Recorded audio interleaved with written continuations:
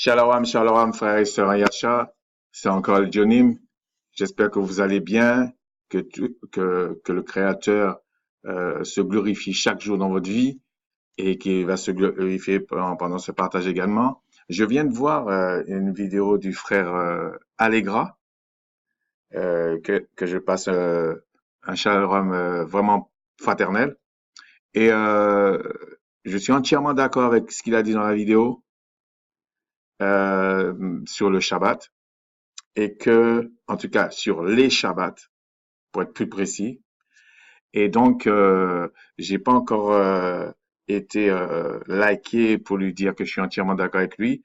Et je comprends pas pourquoi il y a des frères qui se gênent. Faut pas se gêner, frères et sœurs.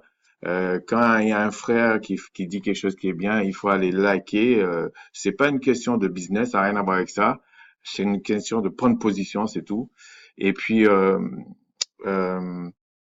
j'ai été justement aller voir cette vidéo de ce fameux Zulu Lassan, ce fameux Justin, et je trouve que même le frère Allegra était tendre en disant que c'est un ramassis de merde. Je vous dis oui, franchement, excusez-moi pour le terme merde, mais c'est exactement ça, c'est des excréments en fait. C'est vraiment un truc inutile pour faire du show-off, pour faire des trucs pour embrouiller les gens. Ok? Ça n'a rien à voir avec les études, ça n'a rien à voir avec que tu as fait Harvard ou tu as fait je sais quelle école ou HEC ou peu importe, ok? Ça n'a rien à voir avec ça. C'est une question de conscience spirituelle, ok? J'ai regardé sa vidéo, par moment il fait des petites sorties en disant que qu'on est des moutons, toutes sortes de d'attributs euh, euh, prétentieux en fait. Et donc je vais pas lui répondre. C'est pas ça mon idée. C'est que je vais partager avec mes frères, en tout cas avec ceux qui vont dans les écrits, pour essayer de comprendre. Puis il y a une petite aberration que souvent les gens font, c'est que ils rejettent une partie de la Bible. Et puis à la limite, je peux comprendre qu'ils rejettent une partie de la Bible, mais à ce moment-là, tu en fais plus référence en fait, parce que ça devient un peu idiot en fait. Donc on va prendre euh, le sujet qui fait débat, on va dire. Donc, on va aller dans Genèse 2 et on va lire cette partie-là. Donc, ainsi furent, à partir du verset 1, ainsi furent achevés les cieux et la terre et toute leur armée. Le Tout-Puissant acheva au septième jour son œuvre qu'il avait faite et il se reposa au septième jour de toute son œuvre qu'il avait faite. Pardon.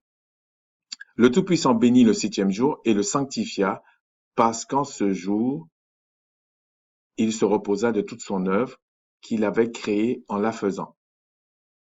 Bon, alors, j'ai regardé la vidéo en question et il n'y a pas que lui qui dit ça, ok? Il y en a d'autres qui disent ça. Il dit, mais tous les jours sont bénis par le Créateur. Non, tous les jours appartiennent au Créateur parce que le Créateur domine tout, il a créé tout et que le Créateur, c'est un Seigneur jaloux et ce qui est à lui est à lui.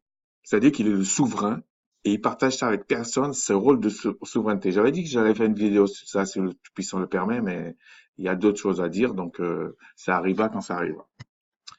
Et donc, il précise en fait dans cette vidéo que comment se fait-il que, comme je vous ai lu, le septième jour est béni, donc ça veut dire les autres ne sont pas bénis. Ça me rappelle ce que je vous avais dit euh, dans les écrits, parce qu'il y a des gens qui lisent comme ça. Hein. Quand on dit l'homme prudent voit le mal et il se cache,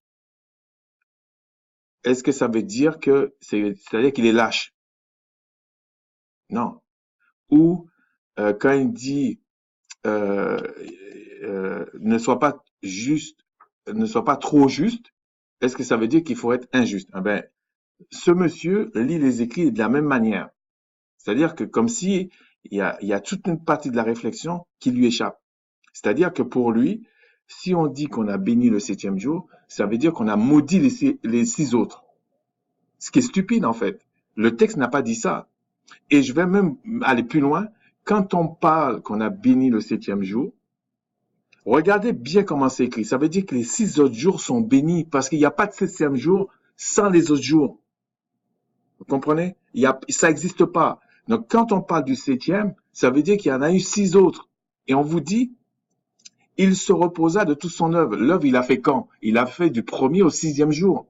Donc, tout ce qu'il a fait le 7e jour, il a contemplé, en fait. Le 7e jour, il a dit, ça, c'est parfait. Mais ça veut dire que ce qu'il a fait tous les 6 jours, c'était béni aussi. Mais il parle de ça pour une question bien précise du 7e jour. Effectivement, le frère parle de ça, mais ce qu'il faut comprendre, c'est que dans ce contexte, le 7e jour, quand on vous dit qu'il se reposa, non, avant de parler de reposer, il a parlé aussi, il le sanctifia, effectivement, et il bénit le 7e jour. Je vous ai dit que quand on bénit le 7e jour, il a jamais dit qu'il a maudit les autres jours. Ça, c'est pas écrit, ça. Et je vous ai dit, si on bénit le 7e jour, c'est comme si, par exemple, on va d'une ville à une autre et on arrive, on dit, Seigneur, et puis tu as été voir quelqu'un que vraiment, ça faisait longtemps que tu n'avais pas vu. On va prendre comme ça. Tu arrives, tu as fait 600 km ou 700 km, et puis tu arrives et tu dis, ben voilà, je suis très content, je bénis le Créateur parce que j'ai pu voir ce frère ou cette sœur ou ce membre de ma famille ou quelqu'un, par exemple. Mais ça veut dire quoi? Ça veut dire que tout le voyage s'est bien passé. Tout le voyage a été béni. Sinon, t'arrives pas aux 700 km. Ben, c'est un peu la même chose là. Quand il bénit le 7e jour, c'est que tout ce qu'il a fait avant était béni. Mais il précise là et il le sanctifia. Donc, quand il sanctifie, alors là, il dit que se sanctifier, il a pris uniquement un aspect de la sanctification, rendre saint.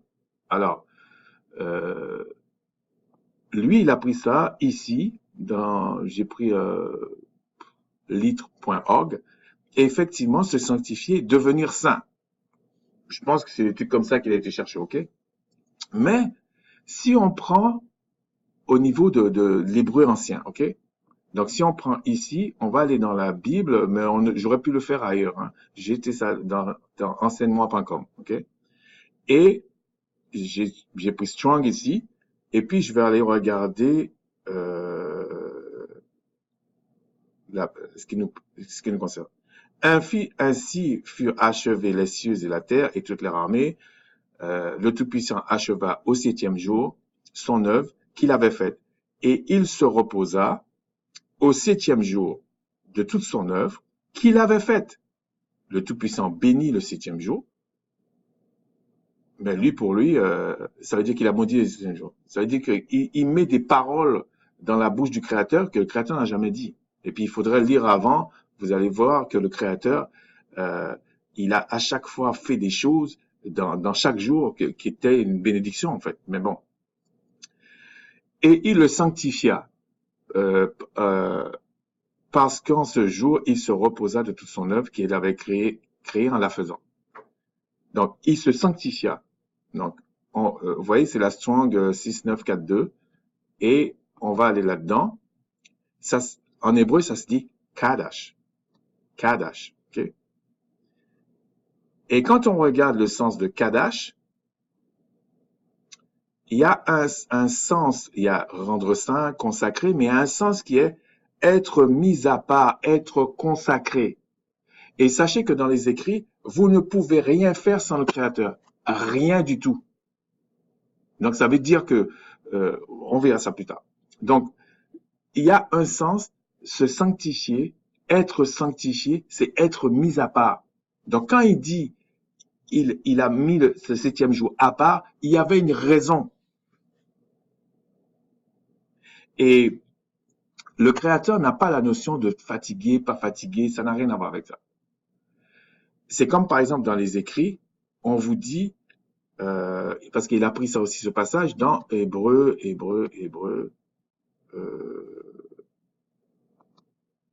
attendez, est-ce que j'ai essayé de mettre ça un petit peu à part. Donc, quand vous allez dans Hébreu 3, par exemple, on vous dit, euh, parce que la personne a fait allusion à ça, ok? Si on prend Hébreu 3, 13, mais exercez-vous les uns les autres chaque jour, aussi longtemps qu'on peut dire aujourd'hui, afin qu'aucun de vous ne s'endurcisse par la séduction du péché. Mais on parle du repos. Il y a au moins 2 chapitres qui parlent de ça. Et là, on vous dit que le Créateur avait dit, je jurais donc dans ma colère, vous n'entrerez pas dans mon repos. Mais dans tout ce passage dans Hébreu, quand on parle de repos, ce n'est pas la même notion. Parce que quand vous recevez Yahshua dans votre cœur, et je sais de quoi je parle, vous avez une certaine sérénité, une certaine paix en vous. Mais dans les écrits, on vous parle du joug léger, on vous parle du repos, on vous parle de la paix, on vous parle du fruit de l'esprit, etc. Tout ça, c'est aussi le repos. Mais est-ce à dire que c'est le repos que vous allez dormir? Ah non, ça n'a rien à voir avec ça. Donc, quand on parle de repos, il faut bien regarder dans quel contexte on parle de repos, qu'est-ce que ça signifie. Ensuite, il laisse croire qu'on essaie d'humaniser le Créateur, il dormir, il fatigue, etc., etc. Mais alors que les mêmes écrits disent dans 1 Roi 8, 27, ça c'était quand Salomon avait bâti la maison pour le Créateur. Parce que le roi David voulait le faire, pardon. Et le roi David n'a pas, le Créateur lui a dit non, c'est ton fils qui va le faire. Et voilà ce qui est écrit. 8, 27, 1 Roi 8, 27. Mais quoi? Le Tout-Puissant habiterait-il véritablement sur la terre? Voici les cieux et les cieux des cieux ne peuvent te contenir. Combien moins cette maison que je t'ai bâtie. En fait, les Israélites ne sont pas des idolâtres. Si le Tout-Puissant le permet également, je vais faire une vidéo vraiment pour ce que c'est l'origine de l'idolâtrie. Qu'est-ce que c'est l'idolâtrie en fait? Tout est sous nos yeux en fait. Donc c'est pas la peine d'aller inventer des trucs. Et là, Salomon explique que malgré qu'il a bâti le temple et toutes ces choses-là, ce n'est pas un peu comme, je pense que beaucoup de personnes connaissent ce passage-là, mais le frère a fait allusion à ça, le frère Allegra, en disant que le Shabbat, en tout cas, les Shabbats ne sont pas, si vous voulez, on n'a pas à aduler un Shabbat. C'est pas ça l'idée. Et même ce fameux Zoulou-là, il fait allusion. En fait, il généralise le 7e jour. En fait, il confond 7e jour et Shabbat. Et le frère en a parlé aussi. Donc, on va essayer de voir ça assez rapidement. Non.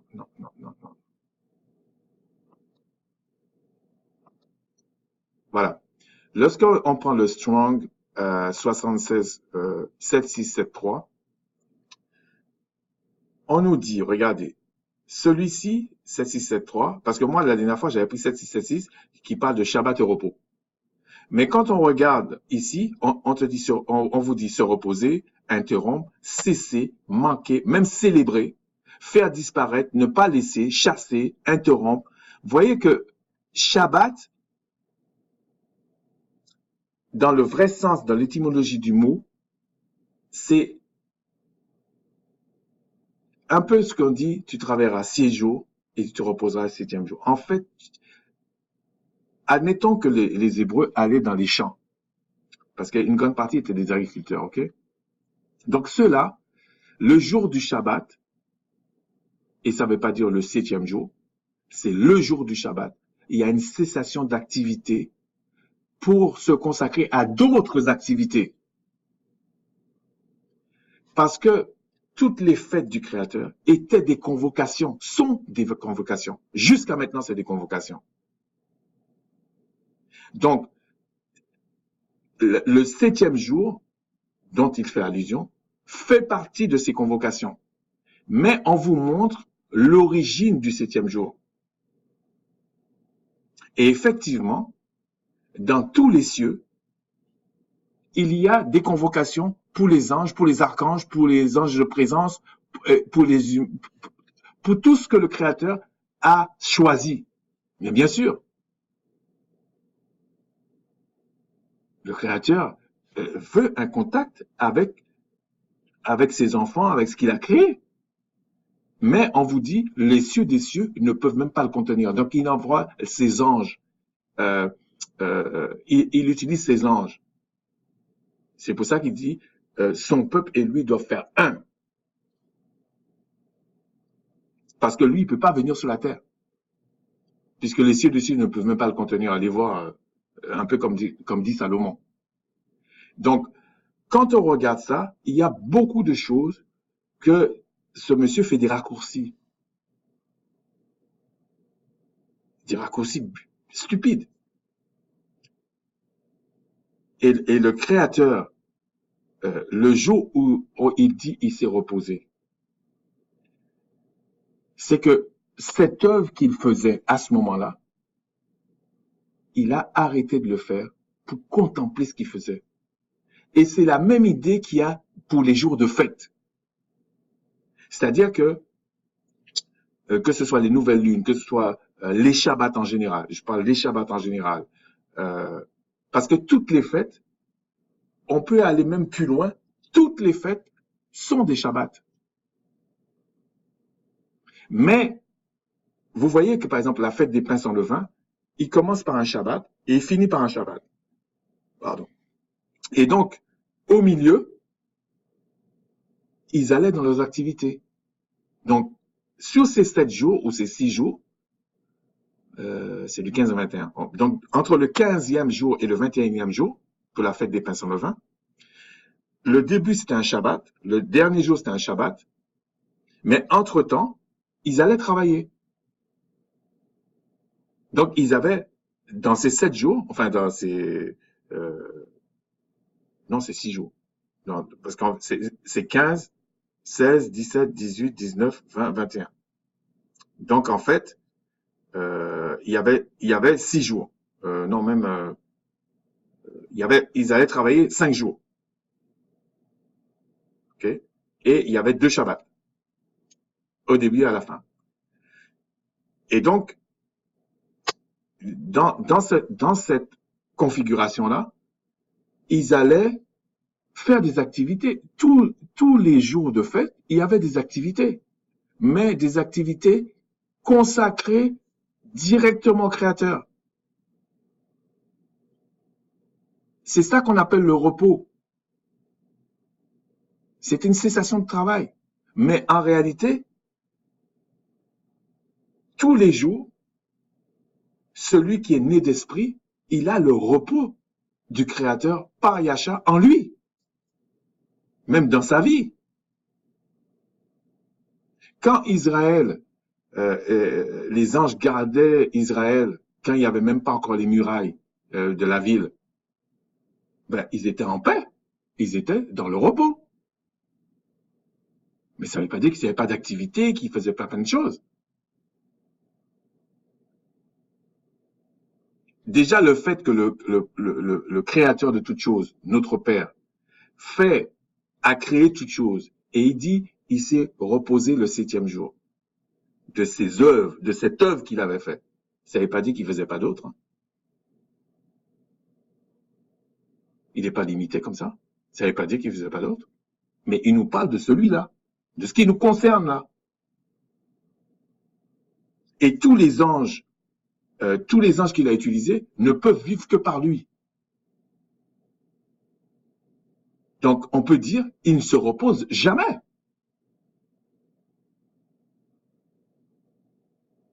Du coup, je suis d'accord avec ce sous-jacent de dire, c'est qu'il a une faiblesse, il doit se reposer. Non, mais il se repose jamais.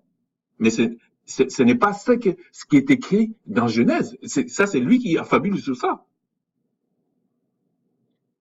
Bon, si on continue.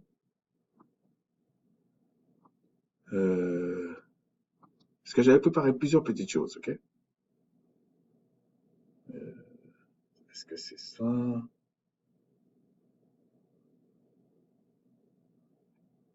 c'est pas ça. Oui, regardez dans Exode 12 pour vous montrer qu'il faut faire attention, ok? Je parle pas, j'essaie d'expliquer certaines choses, des a priori qu'on a qui c'est pas écrit déjà, ok? Et puis, il faut faire attention de ne pas forcément partir directement de notre paradigme à nous, qui est déjà tout cassé, pour expliquer les choses simples. Il faut faire attention, ok? Mais regardez dans Exode 12.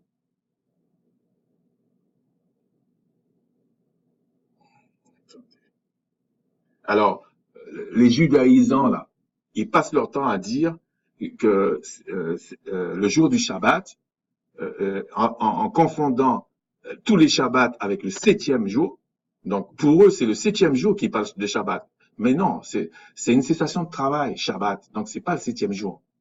S'ils parlent du septième jour, déjà, je vous ai montré qu'il n'y avait pas que le septième jour qu'on appelait Shabbat. Donc, je ne vais pas revenir sur ça. Mais regardez le verset 16. Le premier jour, donc, il parle de la fête des pains sans levain. On parle de, vous aurez une seule convocation. Donc, on vous précise encore, c'est une convocation. C'était pas qu'on restait là et puis on restait là et puis on dormait. C'est pas ça. Il y avait des activités consacrées au Créateur directement. Mais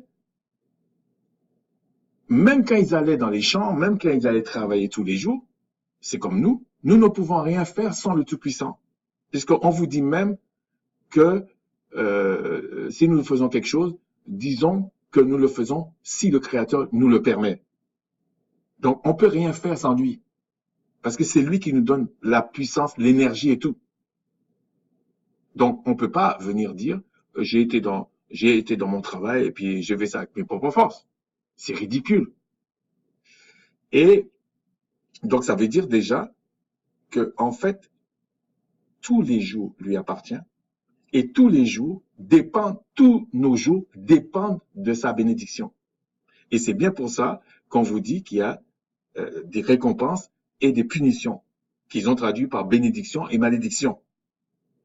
Maintenant, si on va plus loin encore, regardez ce qui est marqué toujours verset 16. Et le septième jour, donc là on parle euh, du septième jour, on parle du premier jour et du septième jour de la fête des pains sans levain.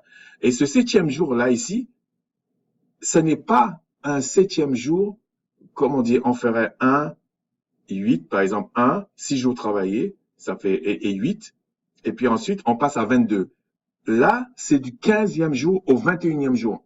Donc déjà, ça, si on respecte la règle, il devait avoir un autre Shabbat après ce septième-là. Puisque le Shabbat est fixe, en fait. Okay. Donc, bon, je ne vais pas parler de ça aujourd'hui, ok? Vous aurez une sainte convocation. On ne fera aucun travail ces jours-là.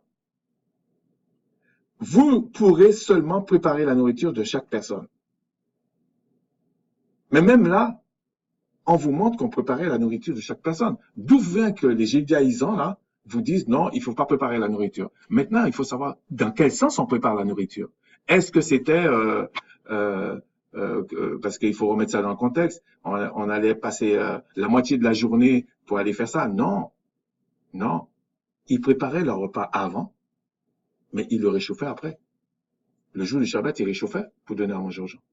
Enfin, je parle de la viande et tout ça, ils mangeaient pas froid. Et comme me disait un jour le frère Dawad, ils vont dire, non, c'était un miracle du Créateur, mais arrêtez vos bêtises. Ils réchauffaient la nourriture. Mais ils ne le préparaient pas dans le sens d'aller à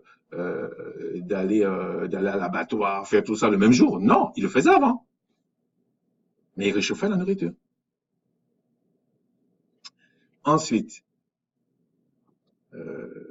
parce que je voulais parler de plusieurs choses. Hein. Donc, je disais que, pour résumer, parce que j'avais préparé pas mal de choses, mais je vois... Ah oui, c'était ça. Regardez ici, euh, ça c'est scripture4.org. Vous tapez ça et puis vous allez trouver, ok? Mais c'est surtout online, online quelque chose. Ok.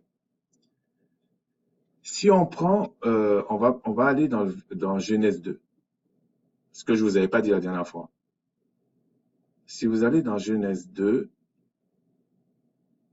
regardez, ça c'est le mot Shabbat en hébreu, ok? Hébreu ancien.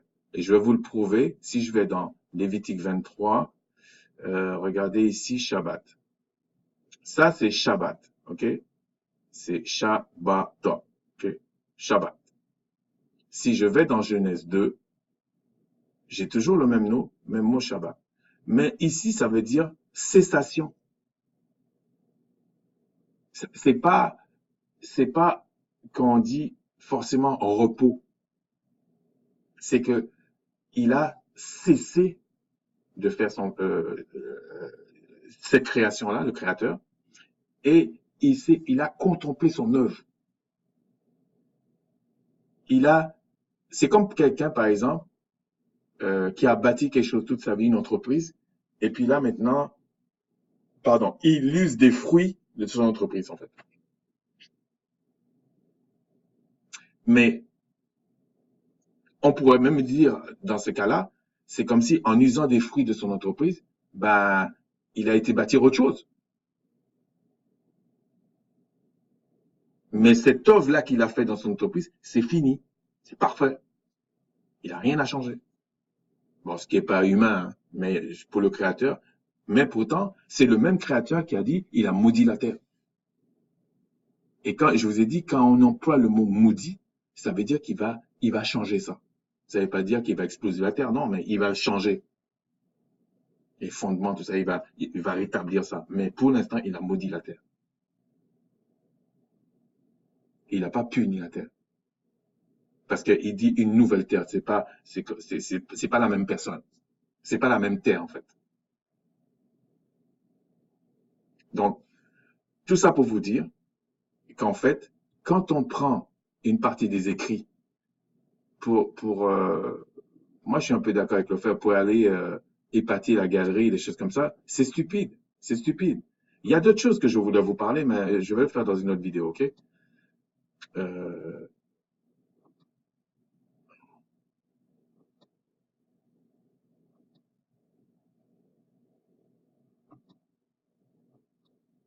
non, non, je vais vous parler ça une autre fois, ok? Donc, pour résumer, première chose, quand on vous parle de Shabbat, Shabbat, ça ne veut pas dire septième jour. Shabbat, ça veut simplement dire cessation d'activité. Mais en même temps, ça, on vous dit que c'est un jour de repos. Mais repos par rapport à quoi? C'est ça qu'il faut comprendre. Même si on prend Genèse 2, ou on prend comment vivaient les Israélites et comment moi je vis, parce qu'il faudrait être clair, quand on parle de repos, c'est repos par rapport à quelque chose que tu faisais. C'est ça un repos. Si on prend si on part de l'étymologie du mot, c'est-à-dire que je me repose de quelque chose que je faisais. Mais ça ne veut pas dire forcément que je me repose. Je vais même vous dire quelque chose. Si on prend les choses terre à terre, quand vous allez dormir pour vous reposer, vous travaillez quand même. Réfléchissez bien. Sinon, ça veut dire que vous êtes mort. Hein? Non, non, non, non. Vous travaillez quand même, mais on appelle ça repos, non? Le corps bat toujours. Vous gonflez même pour certains. Donc, même dans notre environnement, quand on parle de repos, ça ne veut pas dire que tu fais plus rien. Mais il faut chercher à comprendre. Il suffit pas de venir dire aux gens que moi je connais tout, je sors des cieux, machin, machin. Non, mais même là sur de la terre, tu comprends pas. Ça sert à rien, ça. Donc, oui, le Créateur s'est bien reposé, mais de ce qu'il faisait. Ça ne veut pas dire il a pas fait autre chose. Et par rapport à comment se passe le Shabbat, les convocations. Tous ces anges-là, un peu comme le frère lisait dans Jubilé, tous les anges sont venus contempler son œuvre. Oui. Et donc, ils ont contemplé ce que le Créateur avait fait. C'est sa gloire. Et Israël, quand il allait dans les convocations des divers Shabbats et tout ça, il, il contemplait le Créateur. Et le Créateur leur disait, faites ça, faites ça, faites ça, parce que vous ne pouvez pas m'approcher comme ça. Et moi, je ne peux pas, dans ma sainteté, m'approcher de vous comme ça. Déjà moi-même, je ne peux pas m'approcher, mais même mes anges là ne peuvent pas venir. Parce qu'en eux, il y a mon esprit. C'est impossible.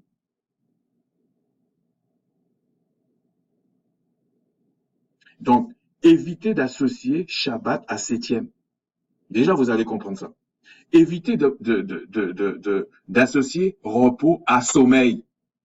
Repos, ça peut être la paix, ça peut être la sérénité. Même quand dans les écrits on parle mon joug est léger, Yacha dit mon joug est léger. C'est aussi du repos. La sérénité, c'est un repos.